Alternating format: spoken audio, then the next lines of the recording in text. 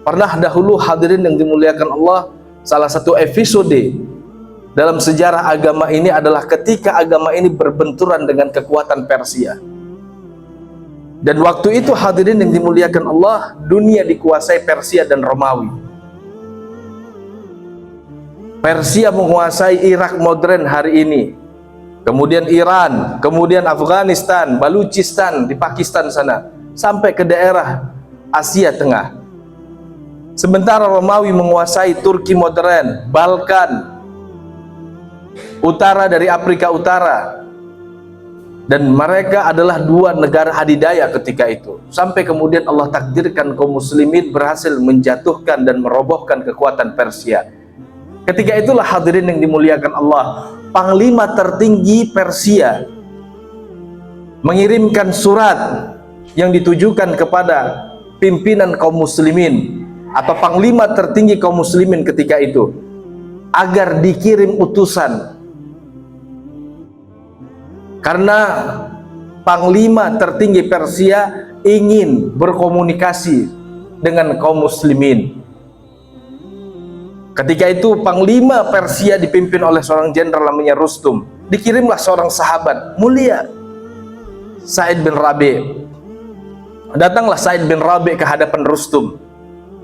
Begitu dia sampai ke istana Rustum, dia lihat istana Rustum megah. Dan begitu dia masuk ke dalam istana Rustum, dia lihat penuh dengan kemewahan. Karpetnya saja luar biasa mewah.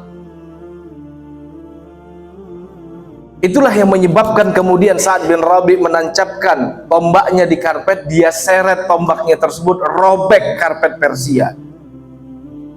Karena Sa'id bin Rabi' ingin mengatakan, sekalipun kalian diliputi dengan kemewahan, sekalipun kalian diliputi dengan kemegahan, namun di mata kami kemewahan dan kemegahan kalian tidak ada apa-apanya dibandingkan apa yang dijamin dan dijanjikan oleh Allah Subhanahu wa Ta'ala, kebahagiaan dunia dan kebahagiaan ukhrawi.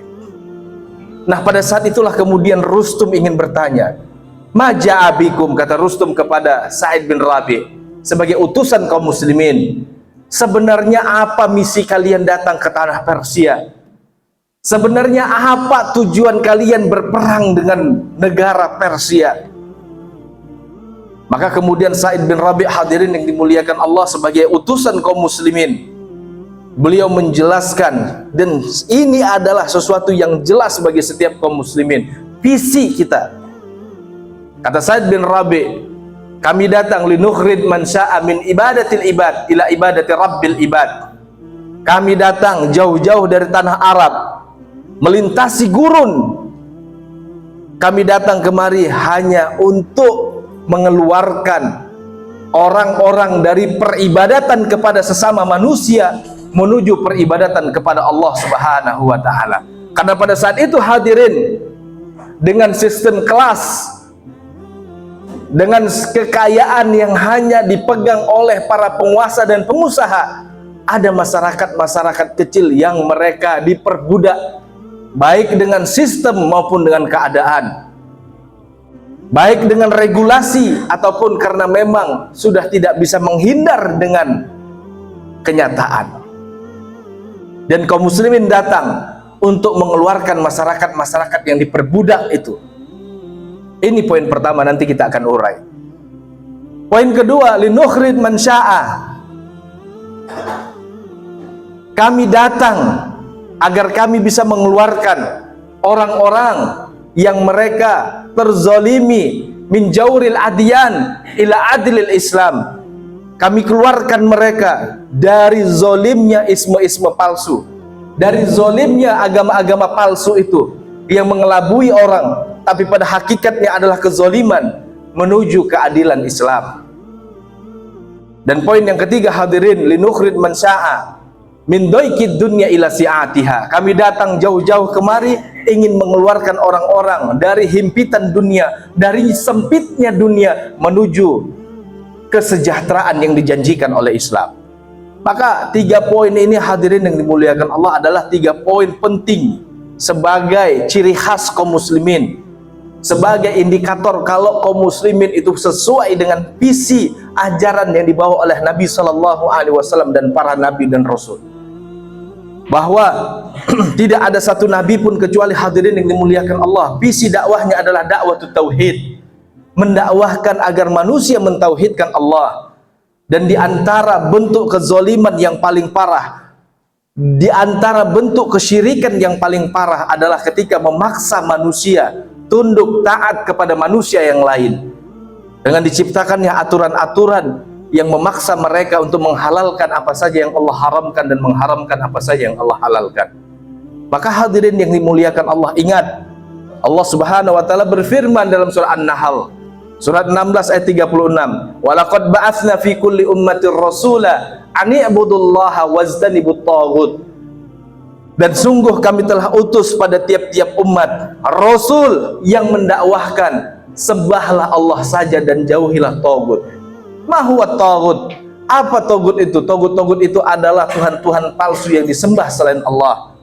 Mereka adalah orang-orang yang merasa berhak untuk menghalalkan dan mengharamkan sesuatu, sehingga mereka menghalalkan apa yang Allah haramkan dan mengharamkan apa yang Allah halalkan. Itulah sebabnya hadirin yang dimuliakan Allah, ketika Allah Subhanahu wa taala menghardik orang-orang Yahudi dan Nasrani dalam surah At-Taubah ayat 31, ketika Allah mengatakan ittakhadhu ahbarahum wa ruhbanahum arbaban min dunillah, orang-orang Yahudi telah mengambil alim ulamanya sebagai Tuhan selain Allah.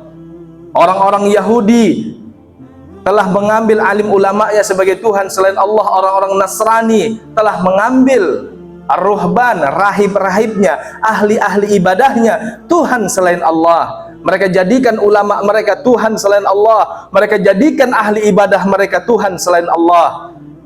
Wal Masih bin Maryam, begitu juga mereka Nasrani telah menjadikan Isa putra Maryam sebagai Tuhan yang disembah selain Allah. Wa ma umiru illa liya'budu ilaha wahida, padahal mereka tidak diperintahkan kecuali agar mentauhidkan, menyembah Tuhan yang satu, mengesahkan Tuhan yang satu. Sampai kemudian di akhir ayat Allah Subhanahu wa taala mengatakan subhanallah amma yusyrikun, maha suci Allah dari apa yang mereka persekutukan. Sehingga hadirin yang dimuliakan Allah, ulama-ulama Syafi'iyah khususnya dan beberapa ulama-ulama mazhab lain berdasarkan ayat ini mengatakan bahwa ahlul kitab jatuh dalam posisi musyrik berdasarkan ayat ini. Karena ahlul kitab mereka telah menjadikan ulama mereka Tuhan selain Allah. Ketika ayat ini dibacakan hadirin, ada seorang sahabat Adi bin Hatim, dia baru masuk Islam. Dia katakan kepada Rasulullah, ya Rasulullah kuntu tanassara, ya Rasulullah saya kan dulu Nasrani. Dulu kami tidak pernah menyembah rahib-rahib kami. Artinya hadirin, Adi bin Hatim mengatakan bahwa kami dulu nggak pernah sujud rukuk kepada rahib-rahib kami.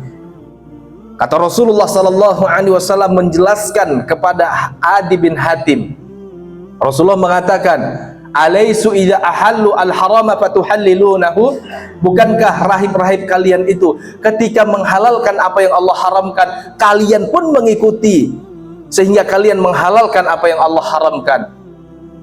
Idza harramu al-halala fatuharrimunahu, kalau mereka mengharamkan yang halal kalian ikuti, kalau mereka menghalalkan yang haram pun kalian ikuti. Tilka ibadatukum iyyahum, itulah bentuk peribadatan kalian kepada rahib-rahib kalian itu. Begitu juga bentuk peribadatan orang-orang Yahudi kepada alim ulama mereka. Maka dari sini hadirin yang dimuliakan Allah, gak ada yang boleh menghalalkan dan mengharamkan kecuali Allah Subhanahu wa ta'ala. Dan tidak ada yang boleh buat regulasi yang menyengsarakan orang sehingga dengan regulasi itu dia dapat keuntungan besar. Dan ini pernah terjadi pada masa-masa diktator-diktator silam hadirin yang dimuliakan Allah. Ketika ada beberapa penguasa berkolaborasi dengan para pengusaha, mereka buat aturan-aturan karena mereka bertindak sebagai regulator. sehingga dengan aturan-aturan itu mereka mampu memperhamba orang-orang miskin. Dan itu juga yang terjadi di zaman Nabi SAW. Jadi tauhid yang diseru Nabi bukan hanya menjauhi berhala, tapi tauhid yang diseru Nabi adalah juga bagaimana kita mengikhlaskan, memurnikan ketaatan kepada Allah.